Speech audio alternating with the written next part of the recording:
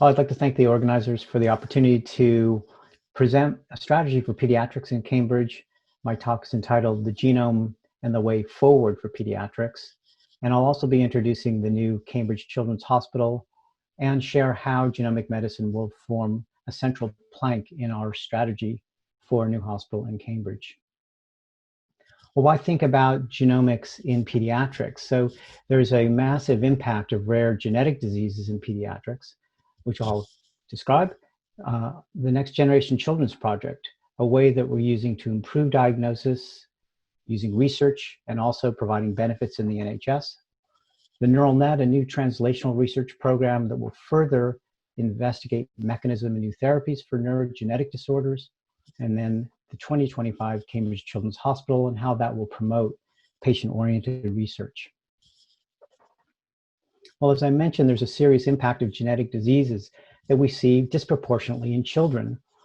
One way of reckoning that is to see that there are 30% of admissions to pediatric hospital that are based on serious genetic disorders.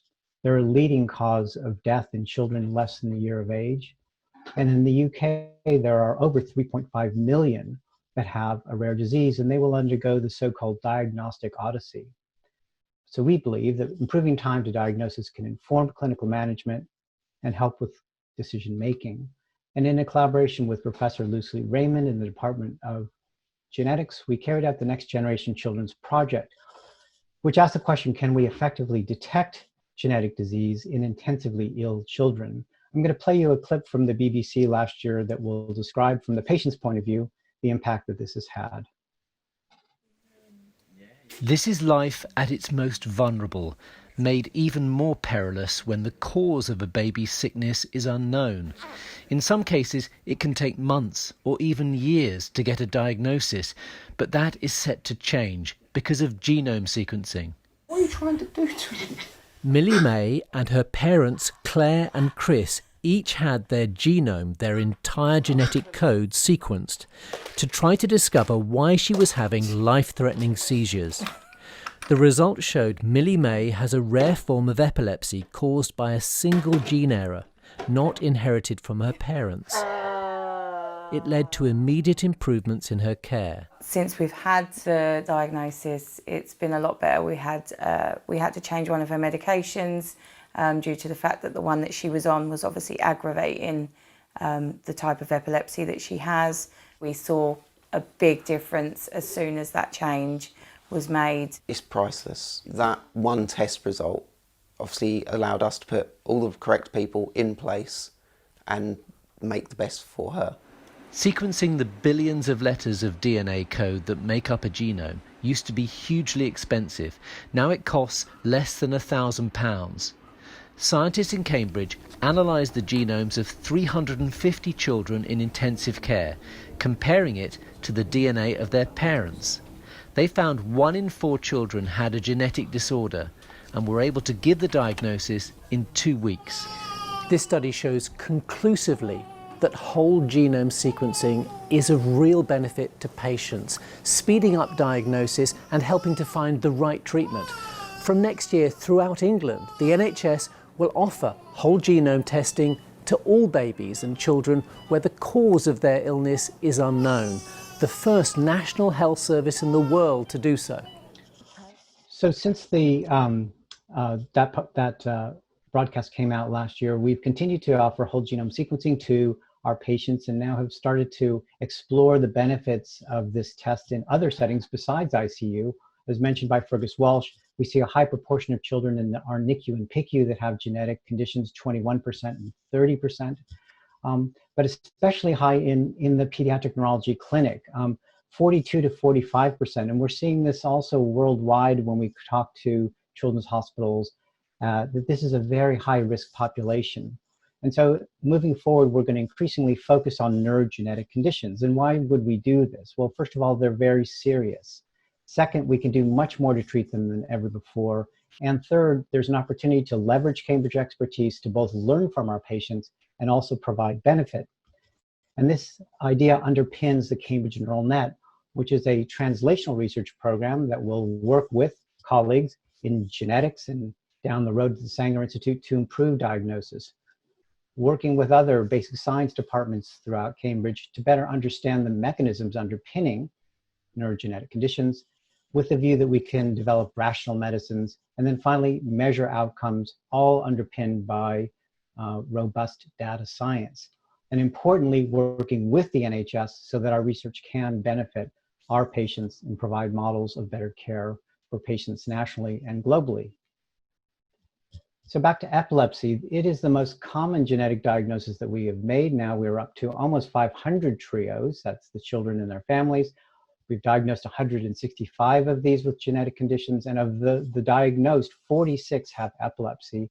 Here's the SCN1A mutation that Millie May had, and how will this help us in our clinical care? Well, we heard from Millie May's parents that we can match genes to medicine, and knowing the type of epilepsy that she had meant that we could change the drugs to be more suitable for her subtype of epilepsy. This is a procedure called repurposing, and we can certainly employ this more with the information that comes from genome sequencing. But looking forward, we can also think of even more bespoke and specific gene therapies, which I'll come back to. In some cases, we need to understand better the basis for the disease so that we can understand how to treat them. And an example of that would be Pelizaeus-Merzbacher disease. That's a disease that Rocco has. He's about 9 years old in this photograph, and you can see that he's wheelchair bound. Well, can we use disease in a dish models and try to understand the mechanism of PMD better such that we can find new medicines? And what is the basis for PMD? Well, this video will take us, into the brain. We'll start to see the wires, the axons that are connecting neurons in the brain. They're covered, as you can see, in these sort of whitish blobs, and that's shown also in this other video. These are myelin segments. They're provided by the oligodendrocyte, and because they are made of lipid, this actually confers the whitish color to the sort of white matter of the brain. These are the communication highways of the brain, and these are also damaged in diseases like multiple sclerosis or PMD. We can measure white matter effectively with magnetic resonance imaging, and this is a diffusion tensor imaging that shows the different fiber tracks traveling throughout the brain. And we can also use this to evaluate then the impact of diseases on myelin. And so here is Pelizaeus-Merzbacher disease, which parents may describe their kids as being trapped in their own brain. They can sort of, they know their child's personality is there, but they cannot speak, they can't move, they fail to sit up or talk, and this disease will become fatal by age 15, and it's without effective treatments. And this is a disease that is purely due to a lack of myelin, due to mutation of a gene called PLP1. And we can see this on MRI because we can compare the normal appearance of these white matter tracks, or in this case, they look dark because it's a T2 weighted image, but compare that to a PMD patient, and you can see that it's grossly different. This is now white and opaque when it should be sort of dark and charcoal colored, as shown here. So in thinking about new therapies, while I was at UCSF, I led a phase 1 clinical study where neural stem cells that could produce oligodendrocytes were injected directly into the brains of boys that had this condition. And this shows the neurosurgical procedure where we were inserting the cells literally into white matter tracks to then study how this could be safe or potentially cause MRI changes. And we did a both 1 year and 5 year follow-up study. And this shows the 5-year follow-up from 4 of the subjects. And what the white arrows are pointing to are areas that are hyperintense. And these were in the areas that were transplanted, and having ruled out that this could have been due to damage to the brain or gliosis, these areas had properties of myelin. Now, fortunately, these children are still alive, so we don't have the histological proof of myelin, but at least we can say that there is some MRI changes in the region of the graft. We can say that it is safe because the boys did not get worse after the therapy. And it was the type of evidence you want from a phase 1 study to take it to phase 2. We did this study with a company called Stem Cells Inc., but unfortunately they lost their funding. So the prospect of a phase 2 went away. We still wanted to do more to help these patients. And so we decided to create induced pluripotent stem cells and create disease in a dish to understand better the biological mechanisms at work in Pelizaeus-Merzbacher disease. As you're probably familiar, this procedure involves taking skin fibroblasts or other cells from a patient, making them into induced pluripotent stem cells, which can then be used to derive all sorts of different tissues like muscle or cardiac tissue or brain tissue. In this case, we'll be interested in the oligodendrocytes coming from a PMD patient like Rocco. We can also do gene correction, which means we can take the gene that's broken, the PLP1 gene, and correct it, and that's our control, so we can compare one cell to another. The one that has gene correction, we expect to be acting like normal. The one with mutation has troubles. Those troubles we try to then address with screening against repurposing drugs, and then potentially we could find drugs that could come back into the patient for their care. So here are some results now published that show the differences in the behavior of a PMD mutant versus a gene-corrected cell. These are oligodendrocytes from a PMD patient, and you can sort of see that they are small, they're not very branched, and in fact, these cells are about to die. This is in contrast to the gene-corrected cells that have this very complex morphology, and this is measured here with survival of oligodendrocytes to particular stages when they're producing myelin and increased complexity. And it also shows that in the mutant cells, there's a much higher level of cell death, so that these mutant cells really are on their way out.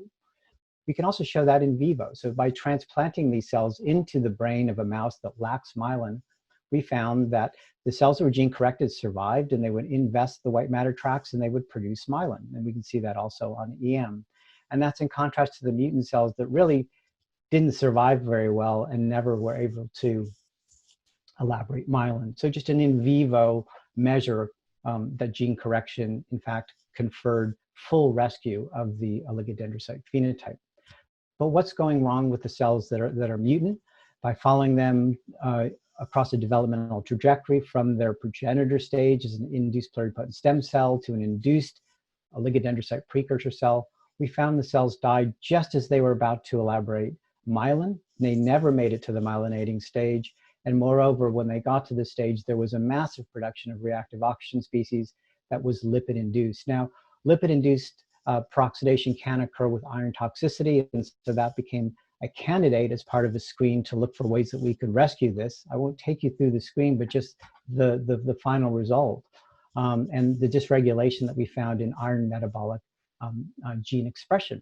Comparing the PLP mutant cells to the gene-corrected cells, we found dysregulation in the expression of transferrin receptor, transferrin, iron regulatory protein 1, and ferritin.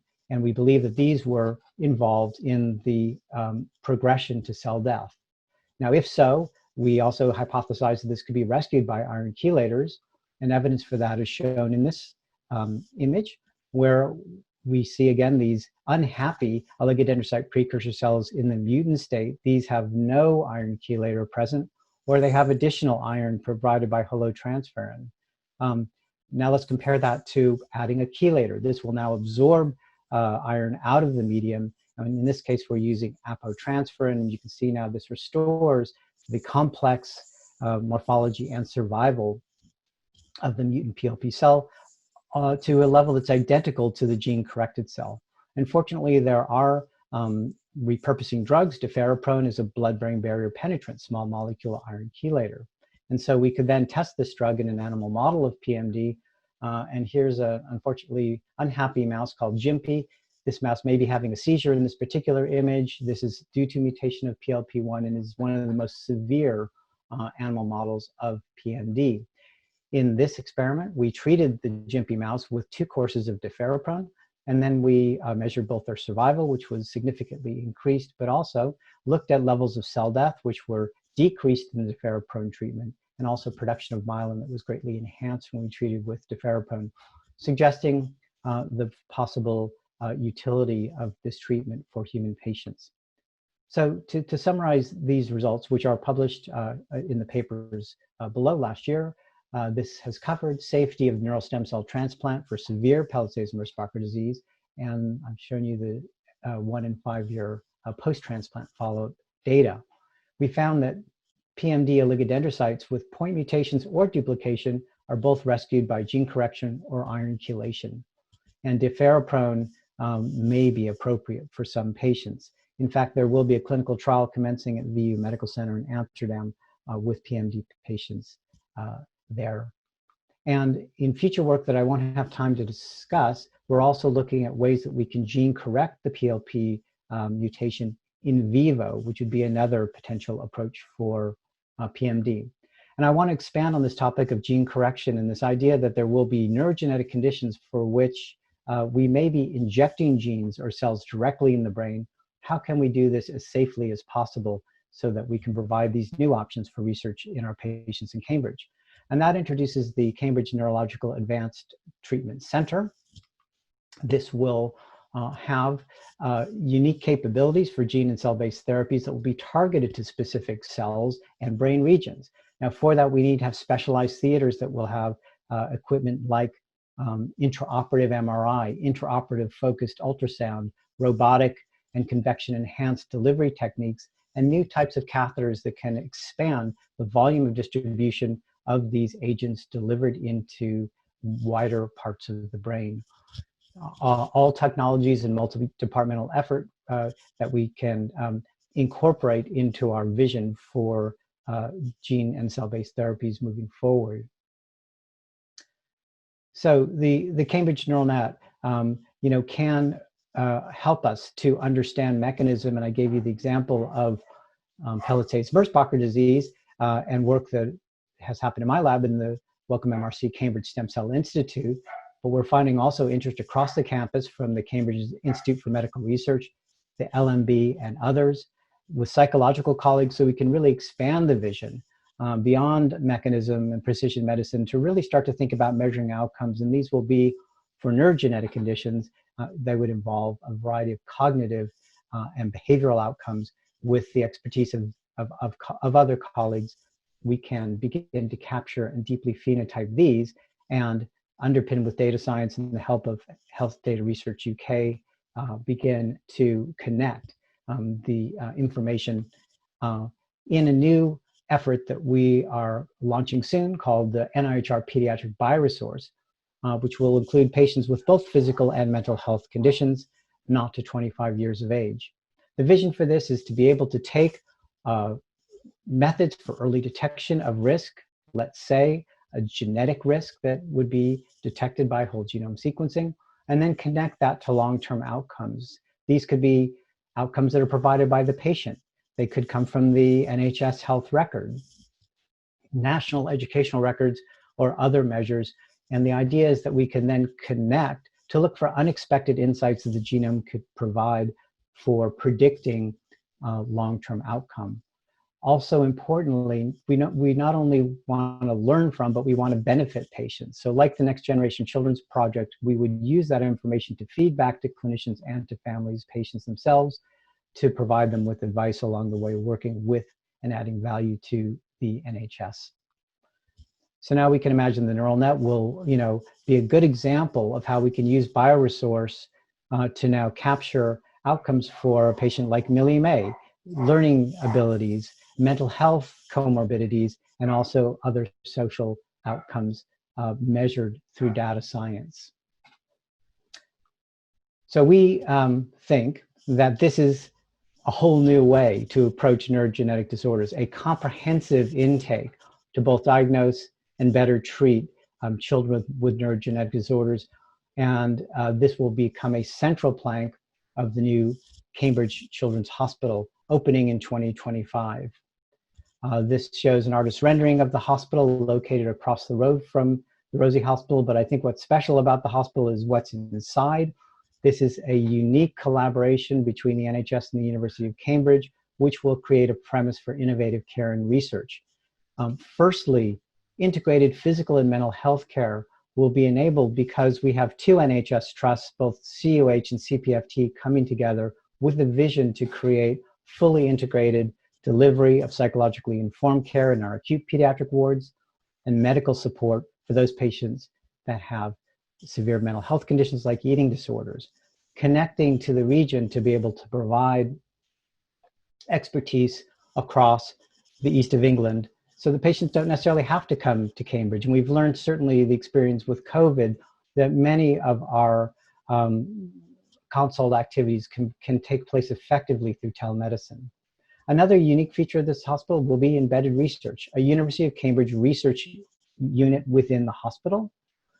That's the location of the hospital on the biomedical campus. And here's an artist rendering of the research institute within the hospital, but importantly, reaching out to the basic science and other assets around the campus to encourage further research and maximize the opportunity for child health research throughout our community.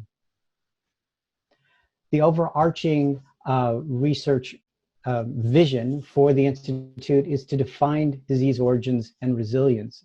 And our view is that focusing on children 0 to 25 years of age will enable us to detect the origins of many chronic diseases that we think of as middle-age or adult diseases. So if we look across the life course, there are certainly, early life course diseases such as infant mortality and serious genetic diseases that I've discussed. But then cancer, mental health, obesity, diabetes, heart disease, stroke, etc., are thought often to have presentations much later. But we think their origins are earlier. For example, 75% of mental health conditions will have presented by age 25, indicating their origins must have been much earlier. Can we look for those origins of type 2 diabetes and heart disease in children and young adults? And that will help us to bring about a new approach within pediatrics, which will be preventive as opposed to reactive, waiting for a disease to occur before you do anything about it. And so our strategy will be geared to show the benefits of early diagnosis, predicting health risks, the personalized approaches that can help to prevent diseases from ever occurring or delay their onset. And of course, we want to apply these in children so that we can maximize the lifelong impact, because we can make so much more difference if we start these approaches in children than if we wait too long in the life course. I've mentioned how we will develop programs in translational research for serious genetic diseases, brain and mental health, but of course there are many more important causes of death and disability in children, including perinatal deaths, stillbirths, and neonatal deaths, cancer and blood disorders, diabetes and obesity, and we will elaborate research programs for these disease themes as well, underpinned by University of Cambridge research. So in summary, I've tried to cover in these 25 minutes the impact of rare genetic diseases and why they're so important to focus on in pediatric hospitals. The Next Generation Children's Project, which has now performed over 500 whole genome sequencing trios, a way to improve diagnosis and add value in the NHS. The Neural Net, a program to enhance diagnosis, study disease mechanism, promote personalized medicine, and outcomes research for neurogenetic diseases. And also I've provided an introduction to Cambridge Children's Hospital with embedded genome medicine to promote patient-oriented research. Thanks very much for your attention, and I'm looking forward to taking your questions. But first, I will acknowledge some of the key collaborators in this study: Lucy Raymond, Courtney French, a postdoc in Department of Genetics. We've collaborated with Illumina, and I'd like to mention David Bentley as the head of that team. Our clinical leads, Toppin Austin and NICU, and others listed here, as well as NHS genetic laboratory personnel.